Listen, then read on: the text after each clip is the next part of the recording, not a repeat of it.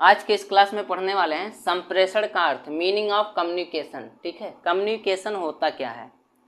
तो सिंपल शब्दों में कहें, कम्युनिकेशन मीन्स होता क्या है कि एक दूसरे से बातचीत करना। जैसे हम आपसे लाइव क्लास कर रहे हैं तो ऐसी स्थिति में आपसे बातचीत कर रहे हैं, ठीक है, तो वही कहलाता है, संप्रेषण कहलाता है। या एक व्यक्ति से दूसरे व्यक्ति को क्या करना, सूचना देना या मैसेज करना, ये सब संप्रेषण के अंतर्गत आते हैं। अब देखो, संप्रेषण पूरा कब माना जाता है?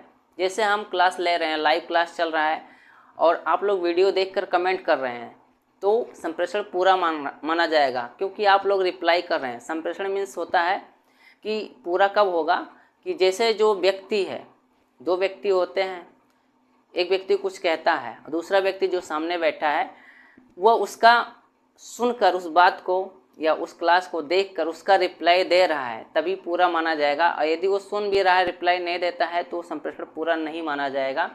आज के समय में संप्रेषण के बहुत से माध्यम हो गए हैं, जैसे सोशल मीडिया में फेसबुक, इंस्टा, यूट्यूब हो गया, व्हाट्सएप हो गया। क्या है ये सब? संप्रेषण के एक माध्यम है। ठीक है, पहले ज़माने में ये सब नहीं था, लेकिन आज के समय में सोशल मीडिया जब से आया तब से जो है बहुत माध्यम हो गए संप्रेषण के। तो चलिए जानते हैं संप्रेषण क्या होता है।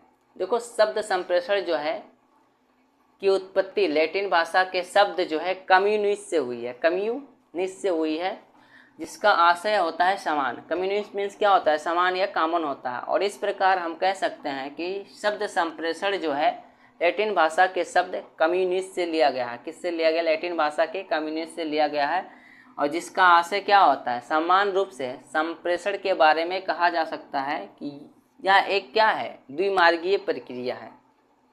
यह एक क्या है? एक द्विमार्गीय प्रक्रिया है, मतलब द्विमार्गीय, जिसके माध्यम से दो या दो से अधिक व्यक्ति, जिसके माध्यम से क्या होता है? दो या दो से अधिक व्यक्ति विचारों का आदान प्रदान करते हैं। दो हो गए या दो से अधिक व्यक्ति हो सकते हैं संप्रेषण में, चलेगा, लेकिन दो से कम नहीं होनी चाहिए। वो क्या करेंगे? दो या दो से अधिक व्यक्ति, जो उनके विचार होते हैं, उनकी बातें होती हैं, राय होती है, वो सब क्या करते हैं? आदान प्रदान करते हैं। संप्रेषण लिखित या भाषित सूचना का विनिमय है। ठीक है, संप्रेषण कैसा होता है? लिखित भी हो सकता है, भाषित भी हो सकता है, सांकेतिक भी हो सकता है। ठीक है, संप्रेषण के माध्यम से एक व्यक्ति किसी दूसरे व्यक्ति के पास क्या करता है? अपने विचारों का आदान प्रदान करता है। ठीक है, और वास्तव में संप्रेषण से आशय एक व्यक्ति से किसी दूसरे व्यक्ति के पास संदेश भेजने से लगाया जाता है। ठीक है, वास्तव में इन्होंने कहा कि संप्रेषण से आशय एक व्यक्ति से किसी दूसरे व्यक्ति के पास जो संदेश होता है, मैसेज होता है, उसको भेजने से लगाया जाता है, ताकि वह क्या करे? संदेश को समझ सके, उसे कार्यान्वित कर सके, मतलब संदेश को समझे, संदेश को समझने के बाद उस पर अपनी राय प्रकट करे, तो वही कहलाता है, कम्युनिकेशन कहलाता है।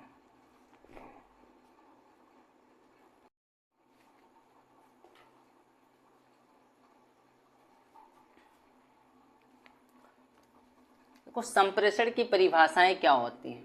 संप्रेषण की परिभाषाएं न्यूमैन एवं समर के अनुसार इन्होंने कहा है कि संप्रेषण दो या दो से अधिक व्यक्तियों के मध्य, दो या दो से अधिक व्यक्तियों के मध्य तथ्यों, विचारों, समितियों अथवा भावनाओं का क्या है? विनिमय है।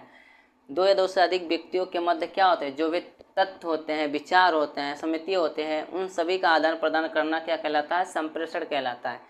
फिर मायर ने कहा है, मायर के अनुसार संप्रेषण शब्दों, पत्रों अथवा सूचना, ठीक है, विचारों, समितियों का आदान प्रदान करने का एक समागमन है। इन्होंने भी वही परिभाषा दिया है कि संप्रेषण शब्दों का, पत्रों अथवा सूचना, जो भी पत्र होते हैं, सूचना के माध्यम से, विचारों के माध्यम से, समितियों का आदान प्रदान करने से क्या होता है? संप्रेषण कहलाता है। ठीक,